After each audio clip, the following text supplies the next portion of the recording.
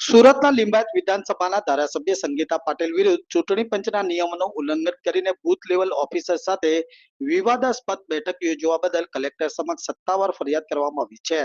પૂર્વ નગરસેવક અસલમ સાયકલવાલાએ આ બેઠક પર તાત્કાલિક નિષ્પક્ષ અને તટસ્થ તપાસની માંગણી કરી છે, જેમાં બીએલઓની નિયમિત કામગીરી અટકાવવાનો અને એક ચોક્કસ ધર્મ જાતિના બીએલઓને બાકાત રાખવાનો ગંભીર આક્ષેપ કરવામાં આવ્યો છે. જ્યારે સમગ્ર મામલે સુરતમાં રાજકારણ પર ગરમાવો પામ્યું છે, તો બીજી તરફ આ આક્ષેપો સામે કલેક્ટર કયા પ્રકારની કાર્યવાહી કરશે તેવા સવાલો પણ ઉઠવા પામ્યા હતા. દેશના જનનાયક અને લોકસભા વિપક્ષના નેતા શ્રી રાહુલ ગાંધીજી થોડા દિવસ અગાઉથી ચૂંટણી પંચ સામે ગેરરીતિના અને વોટ ચોરીના જે સત્ય ઘટસ્ફોટ કરી રહ્યા છે એને યથાર્થ ઠેરવતા હોય આજે સુરત શહેરની અંદર 163 લિંબાયત વિધાનસભાના ભાજપી ધારાસભ્યશ્રીએ બીએલઓ માટે ખાસ મિટિંગનું આયોજન કર્યું હતું ભારતીય જનતા પાર્ટીના બેનર તળે. અને એ મિટિંગની અંદર લિંબાયત વિધાનસભાના ચૂંટાયેલા જનપ્રતિનિધિઓ, શિક્ષણ સમિતિના સભ્યો અને ભારતીય જનતા પાર્ટીના સંગઠનના પદાધિકારીઓ હાજર હતા. અને બીએલઓને ખાસ ફરજિયાત એ મિટિંગમાં હાજર રહેવાનો આદેશ કરવામાં આવ્યો હતો, આજે સવારે 10 વાગે મહેશ્વરી ભવન પર્વત પાટિયા ખાતે. દુઃખ એ બાબતનું છે કે લિંબાયત વિધાનસભાની અંદર કુલ 265 બૂથો આવેલા છે.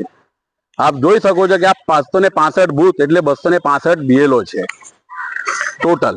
પરંતુ આ મિટિંગની અંદર માત્ર 150 બૂથના બીએલઓને બોલાવવામાં આવ્યા. જે 265 બૂથ પૈકીના જે મુસ્લિમ સમાજના, લઘુમતી સમાજના બીએલઓ છે એમને આ મિટિંગથી બાકાત રાખવામાં આવ્યા, એમને બોલાવવામાં ના આવ્યા. એટલે એ મિટિંગમાં સંગીતા પાટીલે પોતાની કટ્ટર કોમવાદી માનસિકતા છતી કરી છે. એક તરફ મોદી સાહેબ કહે છે કે સબકા સાથ સબકા વિકાસ, પરંતુ આ ધારાસભ્ય શ્રીમતી મુસ્લિમ વિરોધી માનસિકતા ધરાવે છે એ આજે એમને ફરીથી દર્શાવી દીધું છે. અને મુસ્લિમ બીએલઓને આમાં ના બોલાવ્યા, માત્ર અન્ય સમાજના જે એમના ક્રીમ બૂથના બીએલઓ હતા એમને બોલાવ્યા. મિટિંગ જ ગેરરીતિની હતી, ખોટી રીતે બોલાવવામાં આવી હતી. કલેક્ટર શ્રી, ચૂંટણી અધિકારી શ્રીને કોઈની જાણ ન હતી.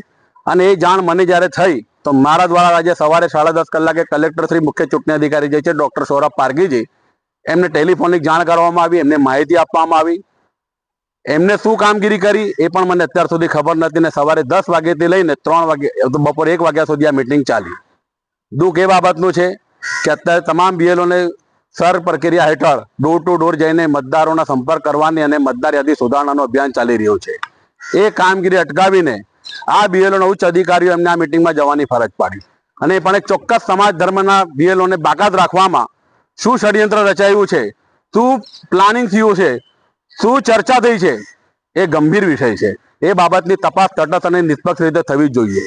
અને મારું ચોક્કસપણે માનવું છે કે લિંબાયત વિધાનસભા એક એવી વિધાનસભા છે કે જેની અંદર રાજસ્થાની સમાજ, મહારાષ્ટ્રીયન સમાજ અને ઉત્તર ગુજરાત જિલ્લાના મતદારો, ઘણા એવા મતદારો છે કે જેમને 163 લિંબાયત વિધાનસભામાં પણ નામ નોંધાયેલ છે અને અન્ય વિધાનસભામાં પણ નામ નોંધાયેલ છે.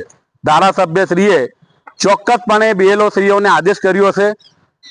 મારી એની પ્રબળ શક્યતા છે કે તમે આ મતદારોના નામ ન કપાય એનું ખાસ ધ્યાન રાખજો, એની ખાસ કાળજી રાખજો.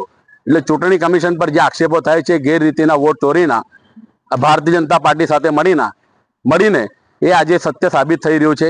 અને આપ જોઈ શકો છો કે જે એમને ધારાસભ્યશ્રીએ જે બીએલઓને બોલાવ્યા છે એ આ યાદી છે. જે યાદી શિક્ષણ સમિતિના ચેરમેનશ્રીએ આચાર્યશ્રીઓના ગ્રુપમાં મોકલી હતી, ઈમેલ દ્વારા કે ગ્રુપમાં, વોટ્સઅપ દ્વારા. અને એમાં માત્ર 150 જેટલા જ બૂથના બીએલઓને બોલાવ્યા હતા. એમાં એક પણ મુસ્લિમ સમાજના બીએલઓને બોલાવીને મુસ્લિમ સમાજ સાથે અન્યાય કરવાનું પણ ષડયંત્ર રચ્યું હશે એવી પ્રબળ શક્યતા હોવી જોઈએ. મેં આજ સમગ્ર ફરિયાદ, સમગ્ર હકીકત પુરાવા સાથે ચૂંટણી અધિકારી શ્રી, સુરતના જે કલેક્ટર શ્રી છે એમને, ચૂંટણી કમિશનર શ્રી ગુજરાત રાજ્ય અને ચૂંટણી commissioner Shri, election chief commissioner of ઇન્ડિયાને પણ મેં લેખિતમાં ઈમેલ દ્વારા રજૂઆત કરી છે. આપણે એટલી જ વિનંતી કરીએ છીએ કે સર પ્રક્રિયા હેઠળ તટસ્થ અને નિષ્પક્ષ રીતે કામગીરી થવી જોઈએ. પરંતુ ક્યાંક આ બાબતમાં, આવી ગંભીર બાબતમાં પણ તંત્ર દ્વારા કોઈ કાર્યવાહી કરવામાં નહીં આવશે તો ચોક્કસ સ્વીકારવું પડશે કે ભારતીય જનતા પાર્ટી સાથે મળીને ઇલેક્શન કમિશન ઓફ ઇન્ડિયા કે ચૂંટણી પંચના તમામ જે ઉચ્ચ અધિકારીઓ છે એ ભેગા થઈને ગેરરીતિઓ કરવામાં કે વોટ ચોરી કરવામાં પાછા પડતા નથી. અને એકબીજાના સહકારથી, એકબીજાના સંકલનથી, એકબીજાના સુમેળભર્યા સંબંધોથી વોટ ચોરી સતત કરી રહ્યા છે અને લોકશાહીને, સંવિધાનનું ભંગ કરી રહ્યા છે.